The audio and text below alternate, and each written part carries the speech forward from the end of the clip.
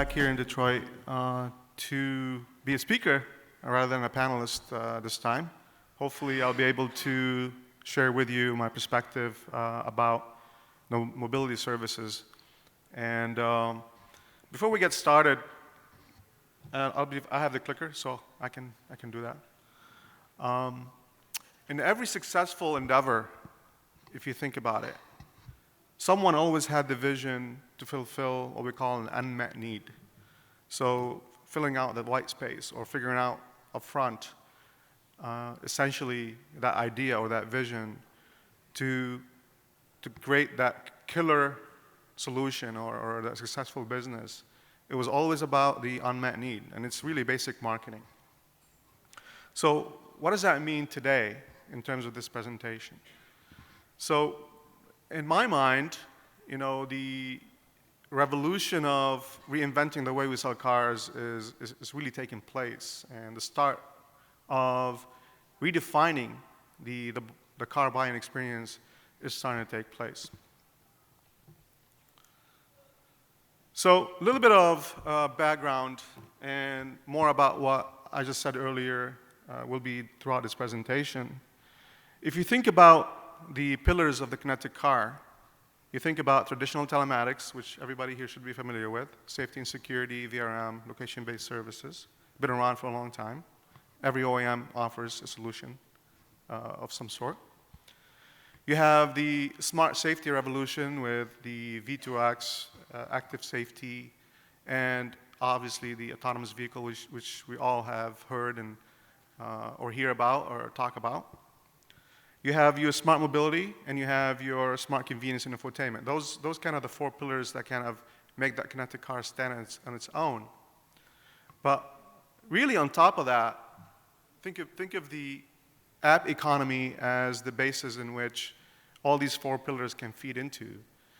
And really, in theory, anything can be an app, even those. So in terms of the opportunity down the road in the vehicle, the app economy is going to play a big role in the revenue, in the viability for the OEM. If you look in history, you found, and I don't want to pick on BlackBerry here because I'm a fan of the company, but email was the killer app for BlackBerry until the iPhone came and blew that out of the water. And that was the world of apps. The iPhone provided a platform of apps in which overrided or really superseded the email killer app that BlackBerry offered. And you may argue that's the reason, one of the reasons why the BlackBerry is in its current position today compared to the other devices. The same applies here. So what does an app economy ecosystem look like? So you have essentially, without going through this, there's a lot of detail here. There's a lot of ecosystem potential here in terms of car-to-car, car-to-infrastructure, car-to-home or work. The cloud, business-to-business, traditional telematics, convenience, and infotainment. All these are potential opportunities in the app economy to cover many contents, many possibilities, many opportunities. Who would benefit from this? The ecosystem owner obviously will benefit. The content providers, developers, the IT solution providers, security providers, billing and invoicing providers, data management providers, hardware and software providers. So if you think about what this means, in terms of resources, companies, it's huge. It's huge. I mean, I don't know what the number is. It's definitely in the billions in terms of what this could cover and benefit. Let's talk about today's business model.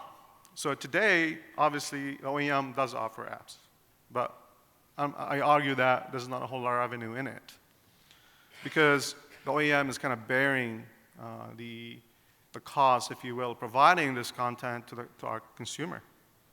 And so essentially, we're in the heart of this and kind of the middleman managing this information flow, the content, the service between the third-party provider and the customer. And I argue that we don't really charge for it, and if we do, it's very little. And I can argue that the revenue model is not very, very good. So this is how the business model exists today for a ecosystem. What would be the ideal business model? The ideal business model is really to create more of an interface between the third party and the customer, in the sense of there's a two-way cost.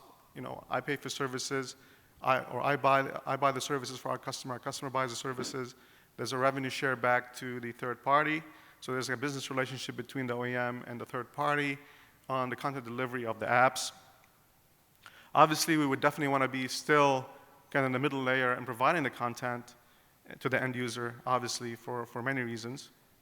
And the customer, in this case, if they see the value in this content, then they will pay with their wallets. So the whole thing has to work together in the sense that, first of all, whatever we're providing actually is being bought or wanted. So that's a key point. And the second thing is we have to have a relationship between the third party and OEM, that we are exchanging dollars so both can benefit. So this revenue model or business model can work. So how do we deliver this content? What's the way to do it? So there are multiple paths to do this, right? We all know about Android Auto and CarPlay, and those are coming to a Kia product. We're talking about a Kia protocol or a Kia Connect protocol. So the OEM has to always think about protecting themselves. And I mean that in a very, very serious manner, because essentially when you have a company like Google or Apple who are much bigger than us and much stronger than us, you definitely want to think twice about trusting the content delivery network to those two companies. Not that they would do something bad to you. I hope there are no misconceptions here. But certainly, every business should protect itself to have a plan B.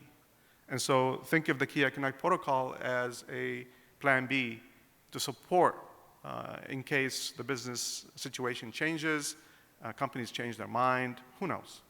So you need to be protected in terms of having a content delivery network possibility outside these two systems available to your customers. So what does the technical model look like? So essentially, you have two methods. You have an embedded method. You have a connected method.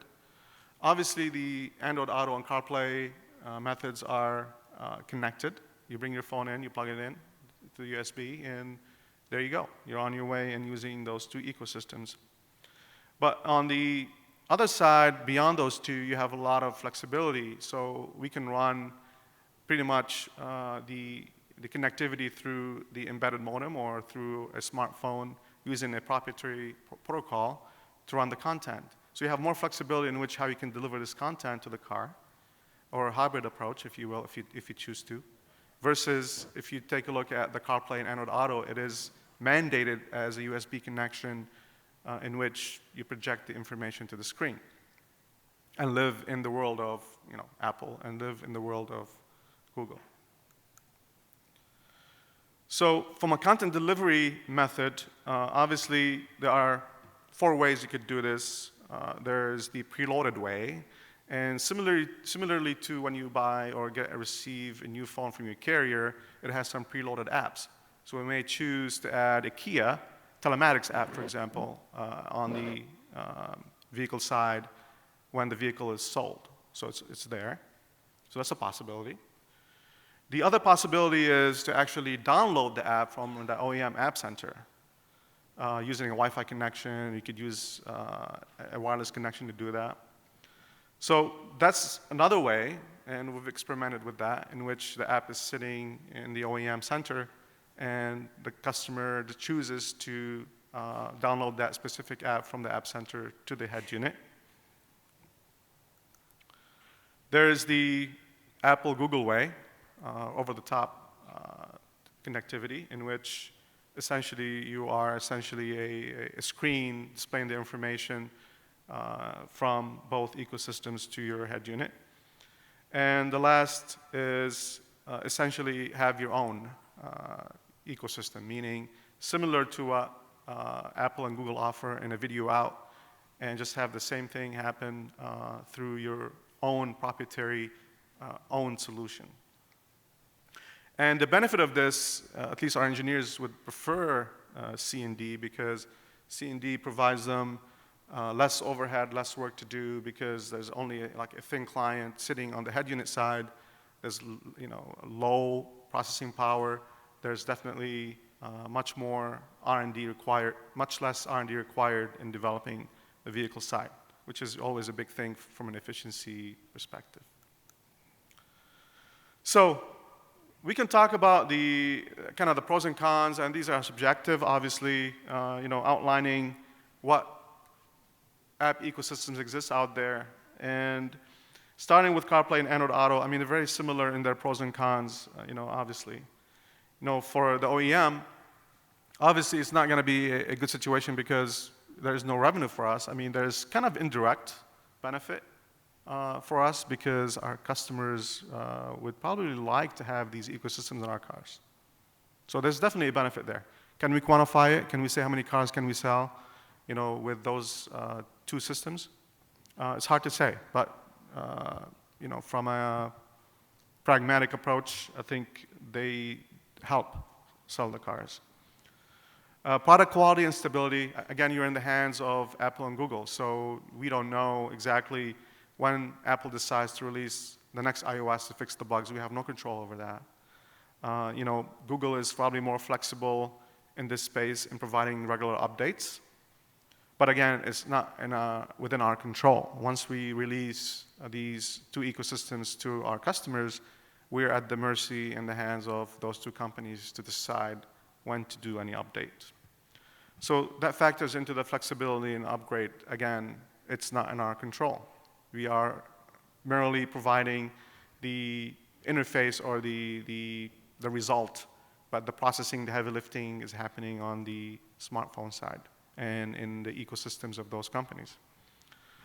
So risk and commitment, similarly, would be a little bit of a negative because we cannot ensure that 5 years from now that both companies will still want to offer these services or not. I mean, they can change their mind any day.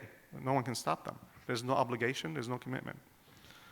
From an investment and overhead, it's positive for us because it's minimal, right? We're providing the screen and the thin client on the head unit side.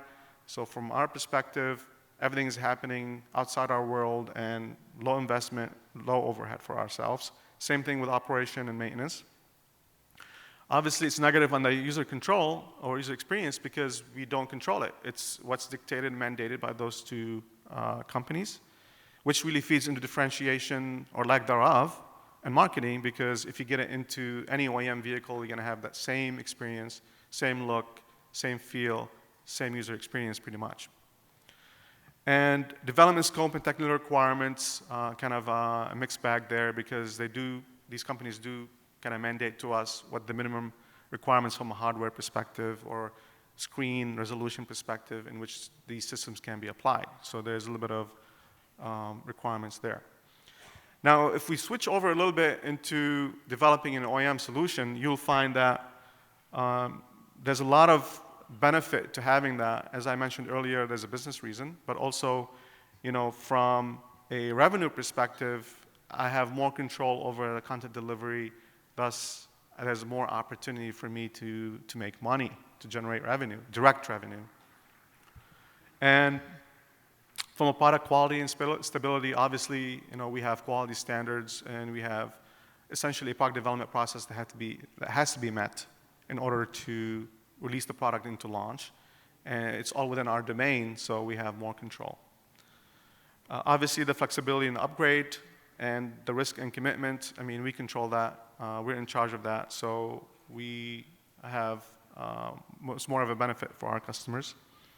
It's more investment for ourselves and overhead, and obviously the operation and maintenance would be a negative because we would have to put the resources in place, the development time, the DV, the PV, all the related elements to deliver a product. We would bear the burden for that.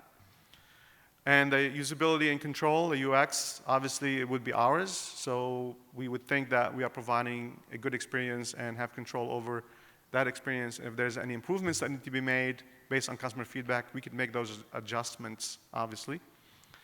And that feeds into the differentiation because would be our Kia look and feel. It wouldn't be something that would be available in every OEM's vehicle. And obviously from a development scope and technical requirements perspective, it's a burden, so would be a negative. So this is kind of to outline to you the different ecosystems and how they fit into the equation. Not to say one is better than the other, but obviously everything has a pros and cons. But if you go back to my earlier slide, it is essentially you have to have the option. You cannot leave yourself vulnerable to hand over your content delivery network to other companies. So in summary, essentially the world of connected car has entered disruption stage. So, I mean, everything here is good. And before you start throwing stuff at me because I'm talking about this driver distraction here and content in the vehicle, obviously, I should have touched upon it at the beginning. Everything is interdependent. You need to have the content delivery, but also you have to have the safety features and the highly autonomous vehicle and the ability for the vehicle to act on your behalf in order to be able to digest this content in the car.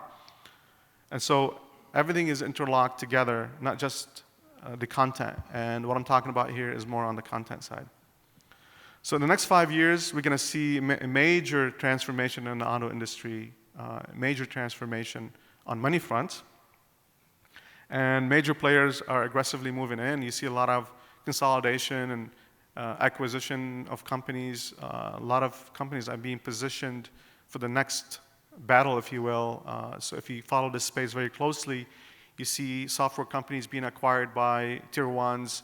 There's one announced recently from a software perspective in which to build the competency to prepare for the next wave of technologies. And the ecosystem will expand exponentially as well as the business models. And we have to hit this the next time around because right now we have the technology, we offer it, but there's no direct revenue from it, substantial direct revenue from it.